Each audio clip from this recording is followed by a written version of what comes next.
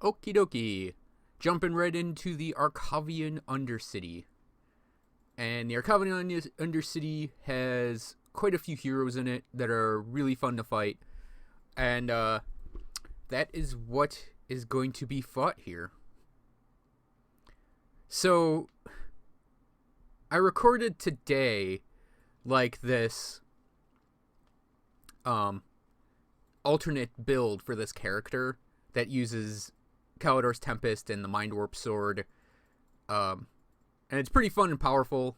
And I'll probably be posting that before this video comes out. Maybe. And it's weird to look at this character and see that he only has 9,600 hit points when that build has like 12,000. And I don't remember reading in any sort of update notes if they updated the whatever formula they use for hit points or not, or if they just or if I just had him with a lot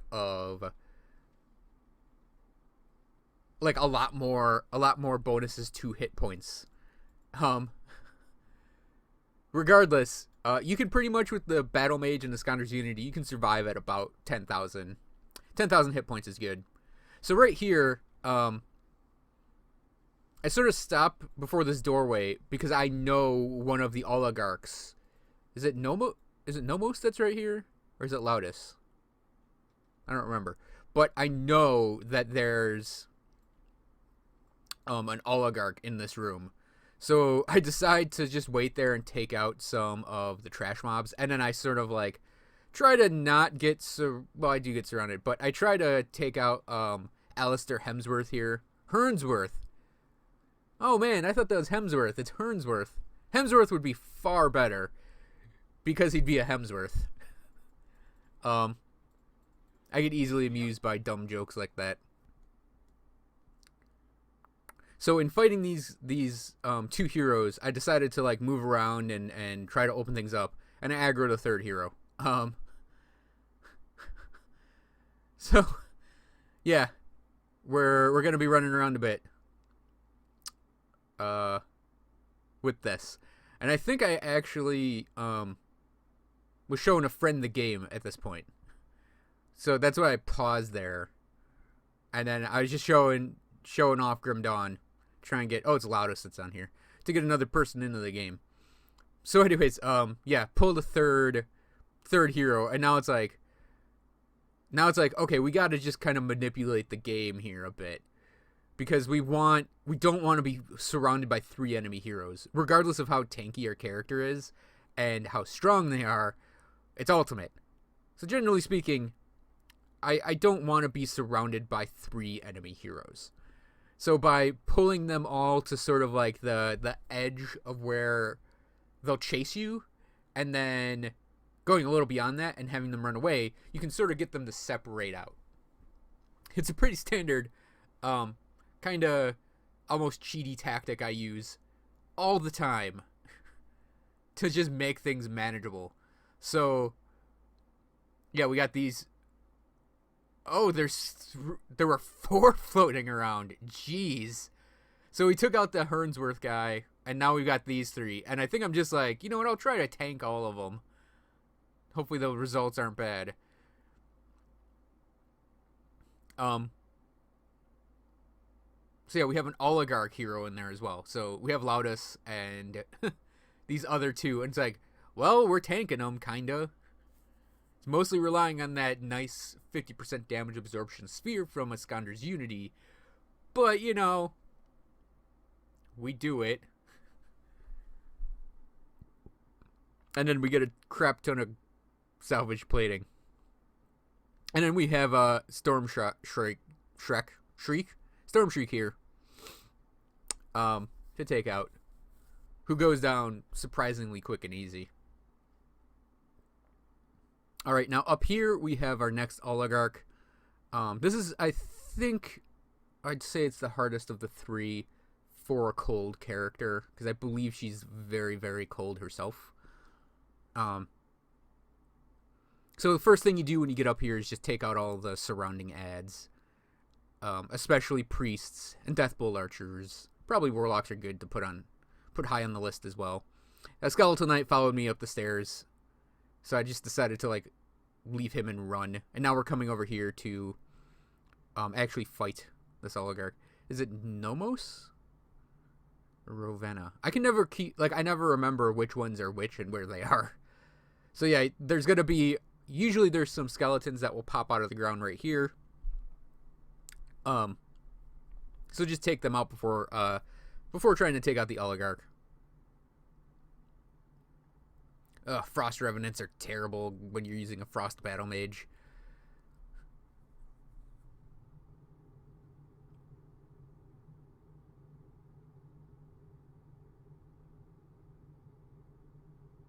Since the Aether Battle Mage video I made is probably up yet to Ravenna. I think I can talk about it a little bit. It loses Blizzard, so it loses kind of the freebie AoE, and it loses Fright or Chilling Presence, but it gains Devastation. So you can actually call up your AoE when you want it, and it's a really great one. And he actually has switched out Tsunami for Maul, of all things. And Maul, because he's converting physical to Aether a lot, Maul, is actually really potent as an ability when he's Blade Arcing, of all abilities again, and Maul procs off that. It's actually a nice burst of damage. Also, I bumped my Kylo Ren mug against my pencil mug, and this belongs to my new Wacom tablet. And they sent, like, it comes with a case for the pen, like a really nice case, and it's got like 9 nibs in it, so you get 10 nibs for the pen, in case your main nib, the 10th one, wears out. And I really love the Cintiq 13 HD. Just as a completely unrelated, non-Grim Dawn note to kill time while I kill off Ravenna. I really like the new that. And now here we are at Killrian, and I'm sort of like, okay, there are mobs that can spawn there, and they did. So we generally, again, take out the ads first, all the trash mobs first. And now we can go and fight Killrian, the Tainted Soul. And his big damages are fire and vitality. And I believe my character has some pretty good resistances to those two. Killrian can actually deal a lot of damage to you regardless. So for a character that, like, for a battle mage character, it's actually kind of a dangerous fight. Because he has, like, this cluster bomb, like, vitality missile. And then he has, like, that AoE that just shoots them out. And then he has, like, his Killrian Shattered Soul ability around him. So, I mean, he can actually deal a lot of damage to you. And I have died to Killrian a lot, just suddenly and abruptly. Because he'll hit with, like, 3, 4, or more projectiles all at once. So, yeah, you got to be kind of careful with him, especially if you're playing a not tanky character. I do recommend caution against him, because you can suddenly just be dead while fighting him. But we're doing okay here. Health's dropping a lot, but we got our defenses, obviously, that keep us from dying immediately. Just sort of the point to this battle mage setup with the gear, taking full advantage of Iskander's defense from Iskander's Unity. And, yeah, he's pretty much just a soak. I mean, we're just a soak, too, so it's like we're basically two people, you know, two mighty warriors, and effectually swinging our weapons at each other.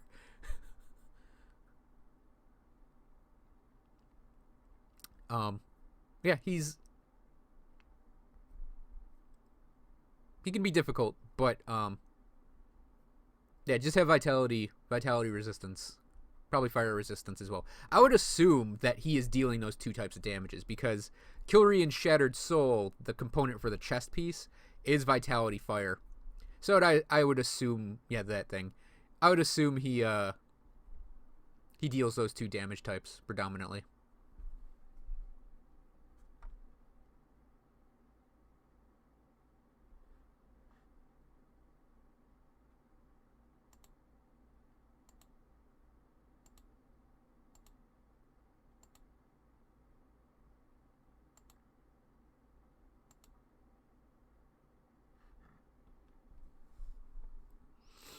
So we're on the way to the third and final oligarch.